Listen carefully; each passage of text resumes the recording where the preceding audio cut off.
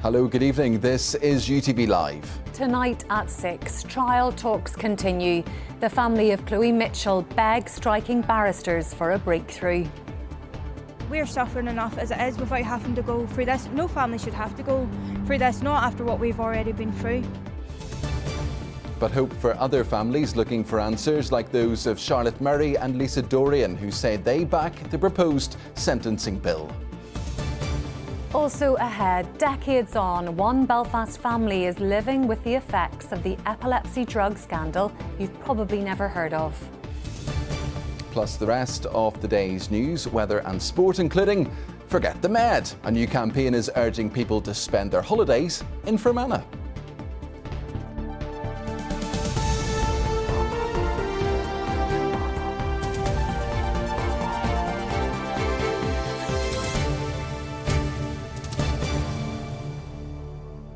Tonight, a family begs for a breakthrough in talks for the trial of a man accused of the murder of Khloe Mitchell to start on time. Sensitive discussions with striking barristers are ongoing. A chink of hope. A hearing in the case was adjourned today for 72 hours to allow for an update in court on Monday. Here's our crime and security correspondent, Sharon O'Neill. I see her in my head every day, so I just see her beautiful face all the time. 5 weeks ago, Khloe Mitchell's family first publicly spoke out to UTV to tell of their fears that the trial of the man accused of her murder could be delayed. It's just adding trauma and devastation on top of what we're already going through. Today, another court hearing. The case adjourned yet again. Oh, it's just painful. Turmoil. We just need answers to get this up and running. This trial is due to start on February the 23rd. That's in just 10 days' time. So the clock is ticking. This hearing lasted just a few minutes and was adjourned until Monday for an update. But we do know the backdrop: ongoing talks amid the criminal barristers' strike. This family caught up in the fallout. We're suffering enough as it is without having to go through this. No family should have to go through this, not after what we've already been through. If it's put back another year at least, my sister won't be here to see it. She won't. Khloe was just 21 when she went missing back in June 2023. The search ended after her remains were found a week later, not far from her home in Harryville, Ballymena. Brandon Rainey denies murdering Khloe and attempting to prevent the burial of her body. Khloe's family, desperate for this trial to proceed as planned, and have called on striking barristers to apply the same exemption as in Natalie McNally's case. Politicians in the area have united to try and get it over the line. Intense talks ongoing to do exactly that. Please, I'm begging you. I will go down on my hands and knees to beg you just to come to a yes or a no. Let us know, and then we can take it from there. But at least we'll know. I'm begging them to please come to a compromise, give us an answer. We haven't got much fight left. Sharon O'Neill, UTV Live. Well, the Criminal Bar Association says strike action was a last resort, claiming in the past month it was willing to engage with the Department of Justice, but progress has been slow, while the Justice Minister claims victims of crime are being held to ransom. Well, in the past hour, police have launched a murder investigation following the death of a man in Belfast earlier this week. Officers had attended the Cromwell Road area on Wednesday following the report of a concern for safety. A 33-year-old man was taken from the scene but passed away a short time later. A 32-year-old man was arrested in connection with the death and remains in custody at this time. Charlotte Murray's family have issued a powerful plea to her convicted killer, urging him to reveal the location of her body and secure a reduced sentence under proposed new legislation. It follows the Justice Minister's announcement that the sentencing bill, which includes Charlotte's law, will soon be introduced in the Assembly. Barbara McCann reports. For 10 agonising years, the family of Charlotte Murray has been denied the chance to say goodbye. 34-year-old Charlotte from Omagh in County Tyrone vanished in 2012. Her former fiancé, ex-chef Johnny Miller, is behind bars serving 16 years for her murder. But from his prison cell, in one more act of control, he has refused to reveal where he hid her body. Under the proposed new legislation, which includes Charlotte's Law, killers who disclose the location of remains will get the chance of a reduced sentence. If they continue their silence, they will be punished with more time behind bars. Charlotte's family have long campaigned for the law change, and yesterday the Justice Minister said she would soon be introducing it to the Assembly. In a statement to UTV, Charlotte's sister Sinead Corrigan said, "We are delighted to have reached this milestone in our journey to have Charlotte's Law introduced." And she went on to make a direct appeal. "We urge Johnny Miller to contact the Department of Justice and make this disclosure. When introduced, the law can and will be applied to him." Just like Charlotte's family, the proposed new legislation has brought renewed hope to the family of Lisa Dorian. The 25-year-old Bangor woman went missing from a caravan park in County Down 21 years ago this month and was never seen again. Her sister Joanne has campaigned tirelessly to find her. If Lisa had died in normal circumstances, perhaps this might have felt a bit easier, but the fact that we know that, her and Charlotte at this moment in time have no Christian burial, have nowhere that we can, be close to them and lay flowers, that's where the trauma really gets exacerbated. But Charlotte's Law has the real potential to change that. All we want is to be able to, grieve properly, with dignity, and give the girls what they deserve, which is a Christian burial. Barbara McCann, UTV Live. The director of Foyle Women's Aid says comments made by a judge during the sentencing of a police officer sacked for domestic abuse are appalling. District Judge Una Mullen described the incident as unfortunate. She imposed an 8-month suspended sentence on the former PSNI officer who'd previously admitted to the charge. Our North West correspondent Gareth Wilkinson was in court. Kyle Miller's address was given as PSNI headquarters in Belfast, but he's been dismissed in disgrace. The 28-year-old was a police constable when he subjected his partner to domestic abuse. It began in February 2020 and lasted more than a year, described at a previous court hearing as mental torture. His victim was verbally abused, regularly insulted. Miller even threatened to disclose private photographs of her on an explicit website. He had already admitted his guilt. Today he came to Londonderry Magistrates Court to receive his punishment. Addressing Miller directly, the District Judge Una Mullen said this was an unfortunate set of circumstances for the victim and for the defendant to find themselves in. She said it has had a huge impact on the mental health of the victim, who is receiving treatment and struggling to move forward. Again, the judge described this as an unfortunate incident. She said the victim had been subjected to behaviour she should not have been, and she said to Miller, "You find yourself in the unfortunate situation that you are no longer in employment." Miller avoided jail. An 8-month suspended sentence was imposed, described as lenient by Foyle Women's Aid, but its director was even more angered by the judge's comments. I'm appalled by the comments that it was an unfortunate incident. It was a crime, because coercive control is a crime, and clearly there was coercive control in this case. So it wasn't an unfortunate incident, it was a very intentional, motivated method of scaring his partner. In a statement, the PSNI said anyone who commits domestic abuse crimes of any nature will be investigated thoroughly and brought before the courts, and that there is no room in the police service for people who commit any wrongdoing. Kyle Miller walked out of court, but his crimes have caught up with him. Gareth Wilkinson, UTV Live, Derry. Next tonight, the health scandal you probably haven't heard of. Yes, around 20,000 babies in the UK are thought to have been born with health issues because their mothers took an epileptic drug during pregnancy that they were told was safe. Rory O'Regan spoke to one of the families in Belfast. You read it with the pictures, don't you? Yeah. Lorraine Nesbitt was 15 when she was diagnosed with epilepsy and prescribed sodium valproate to reduce the risk of seizures. When she fell pregnant a few years later, she was told to continue taking the medication. Just thought, right, well, he knows best, because I did actually say at the time do I need to lower the dose, or do I need to be taken off it, or maybe put on a different medication? And he said, absolutely not. After the birth of her daughter, she then went on to have 2 boys.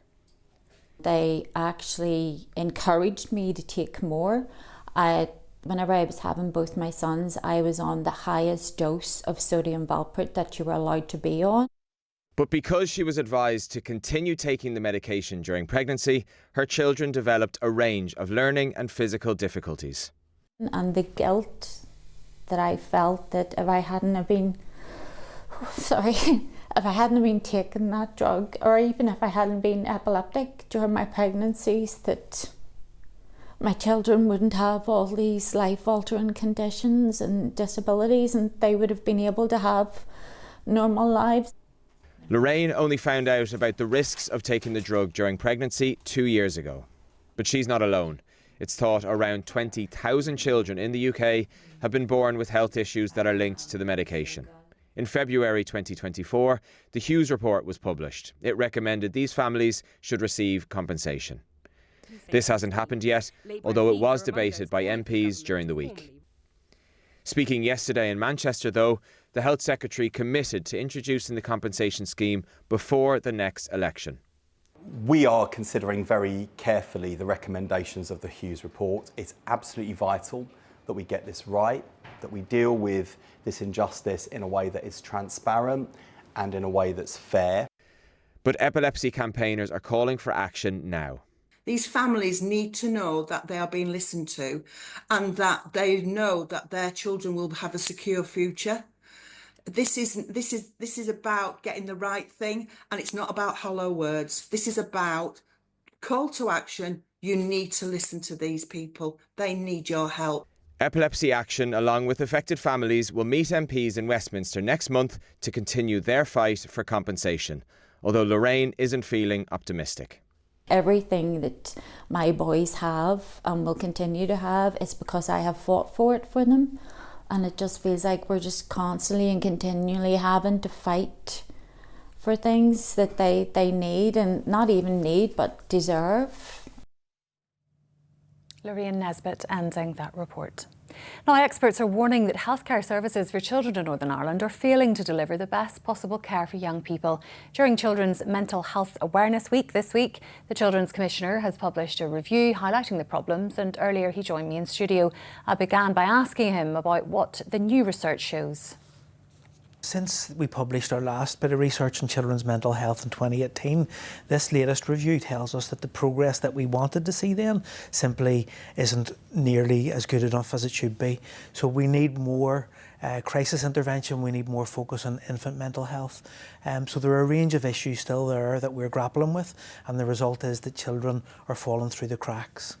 You say in the report that the United Nations Convention on the Rights of the Child should be adopted into domestic law. Yeah. What would that mean, and what difference would that make? It's the single biggest thing that our executive could do for children and young people. We've seen in other jurisdictions how by doing this, it provides a framework for better decision making, better use of public money. And if we had that in law, it would mean that all of these rights like healthcare, education, various rights that children have would be prioritised in the way that government makes decisions and in the way that they spend their money. So inevitably it would save money and it would prevent harm happening potentially further down the road. And by extension, should there be a ban on social media for under 16s like we've seen in Australia? It's a really interesting discussion and I am following it closely. I wouldn't be an advocate of an outright ban. I think we do need to do something. We need to protect young people on the online world and the offline world.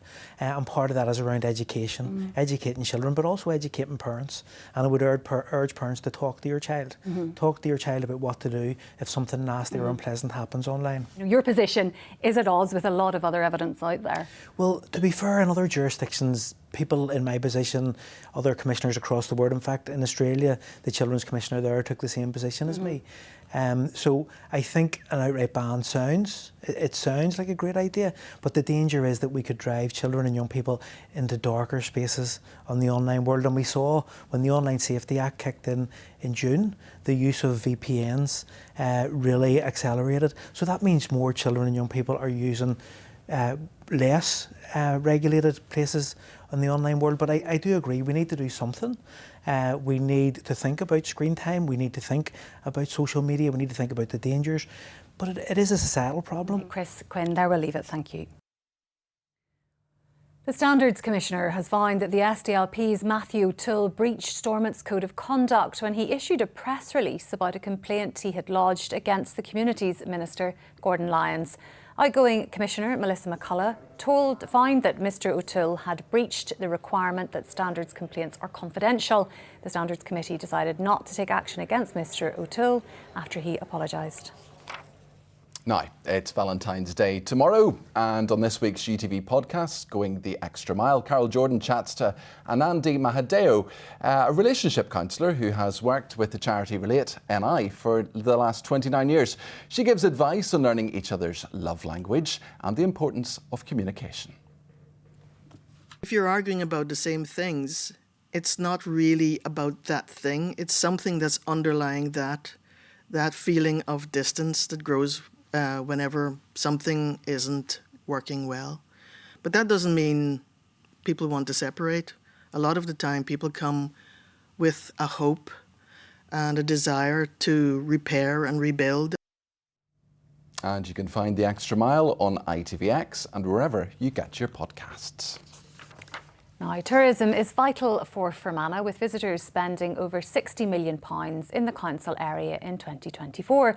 Costs for businesses have soared though. A special 6-week campaign is now set to launch on Monday to promote the county across the island of Ireland. Well, those in the industry say the investment is critical, but more needs to be done to improve connectivity and the roads. Sarah O'Kane reports. Fermanagh, where giant adventures flow. It's all about getting visitors to come, stay and spend money in Fermanagh. For the first time ever, Tourism NI and Fulsha Ireland have come together to promote the county. Tourism and Fermanagh, it's the backbone to the economy here, so it's vitally important to get this investment, and the cost of doing business now has never been greater. If you consider costs in payroll, utilities, it's more and more challenging every year, and we do recognise for the consumer the cost of living increasing as well. The Hidden Heartlands brand is big for Fermanagh. It hopes to bring tourists in, but getting here and getting about can be slow because of transport connections and congestion. There's no doubt with stronger infrastructure, business would thrive and continue to grow, and infrastructure continues to be a challenge for us here in Fermanagh.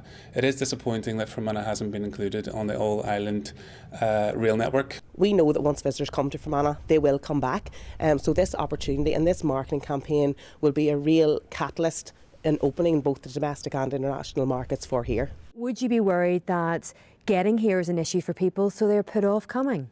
Well, I think people have always had to work that bit harder to come here, and of course we'd welcome any investments and any developments to enable that to be easier for visitors. The Department for the Economy invested £300,000 in the campaign in an effort to boost local trade. It has been a really challenging time for many businesses, particularly in food and drink. I think that it really offers an opportunity to promote everything that is good about Fermanagh. There is really amazing tourism offering in the county, and it's something that we want to support, and we see the inclusion in this brand and the potential for visitors north-south and south-north. Obviously there's real concerns about, infrastructure and the likes of the Enniskillen bypass being stalled. Well, as the Infrastructure Minister emphasised earlier this week, the Enniskillen bypass is going ahead.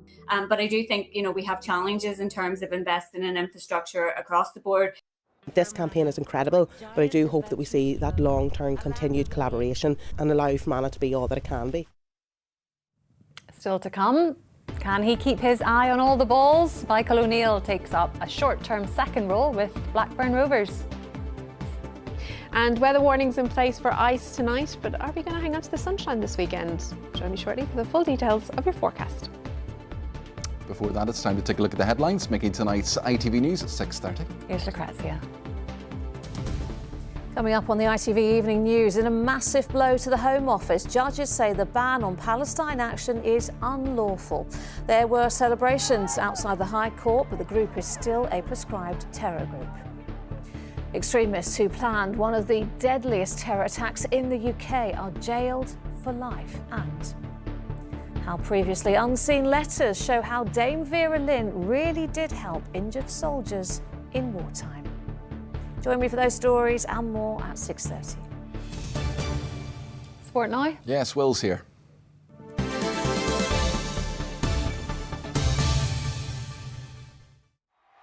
Ready for the road.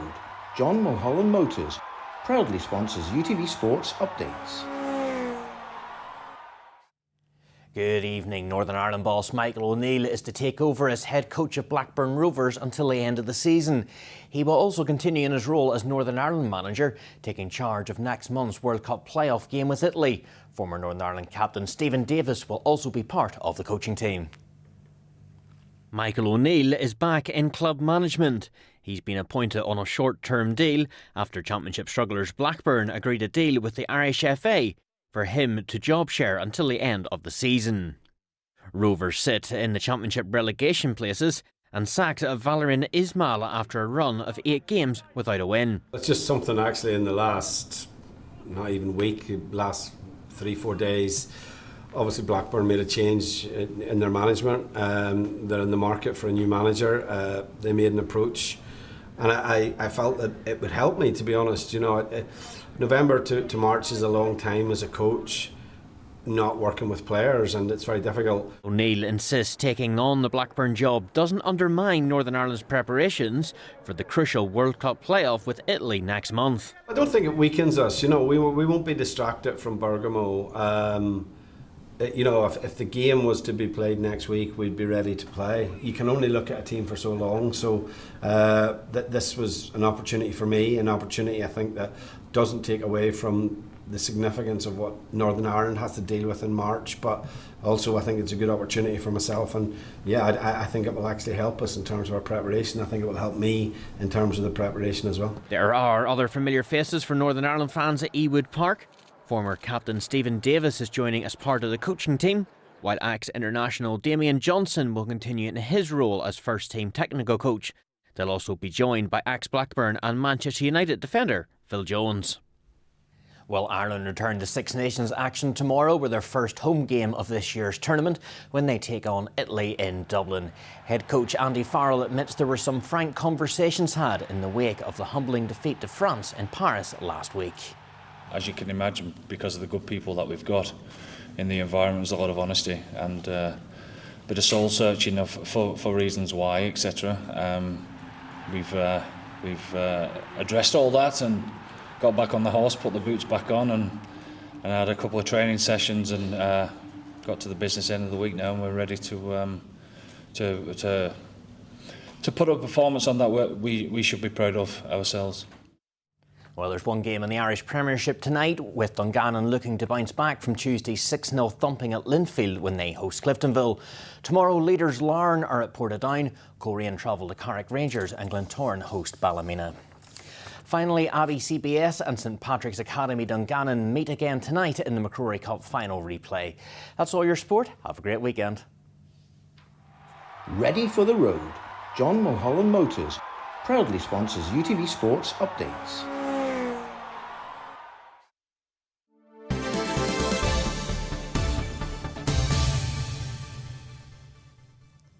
Thanks, Will. Now, the brother of footballer Michael Newbury, who died by suicide in December 2024, has set off on a 160-mile run to raise awareness and money for mental health. Adrian Salem is tracing the route of his brother's career. He set off at St James's Park in Newcastle today and will finish the challenge at Windsor Park on Tuesday. Daniel Duffy has the story. Going the extra mile for a cause close to his heart. Adrian Salem, brother of Cliftonville footballer Michael Newbury, who passed away in 2024, is running from St James's Park in Newcastle to Windsor Park in Belfast to raise money for mental health charities. The sudden loss of his brother was a huge shock. Sent shockwaves not just through our family, through the whole region, Newcastle and Northern Ireland, Belfast, because he used to play over there. To see my family distraught and the way it's affected us, it's got something close to my heart now. No doubt it will be a gruelling challenge, but he knows his brother will be with him every step of the way. Every time we used to speak, he used to say he was proud of us, and I used to tell him the same. and I love him, I'm proud of him, and it's still, nothing's changed for me. So Adrian will be running over a marathon a day over the next 5 days. He will stop off at Solitude before completing his challenge here at Windsor Park on Tuesday. Daniel Duffy, UTV Live in Belfast. Now, did you spot that yellow thing in the sky today? Is it here to stay? Yes, the sun. Here's Aisling. Whatever the weather, there's a warm outlook. UTV Weather, sponsored by the Grant Arona R290 heat pump. Hello there, a very good evening to everyone at home. Well, some welcome sunshine today, but as we head through this evening and overnight, a Met Office yellow weather warning out for icy stretches on any damp, untreated surfaces. So it is going to turn particularly cold overnight, a lot of dampness around and a lot of standing water around as well. So staying dry through most of tonight under clear skies, those temperatures rapidly falling away, but we may just see 1 or 2 isolated showers pushing in off the north coast. This is how it's looking first thing tomorrow morning though, temperatures widely dropping below freezing, so a widespread frost first thing in the morning. And the best of the sunshine on Saturday will certainly be through the morning.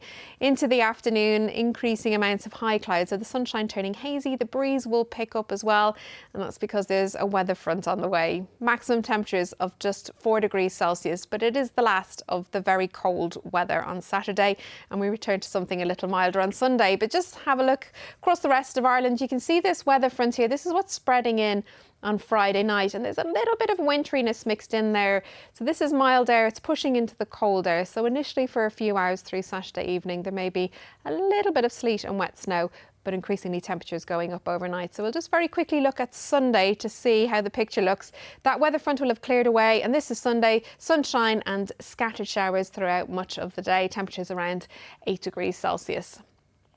And then into next week, it remains fairly blustery. Through most of Monday, it looks like it's going to remain dry with some good spells of sunshine around, and perhaps that dry weather just about clinging on through Tuesday and through Wednesday as well. Have a lovely weekend.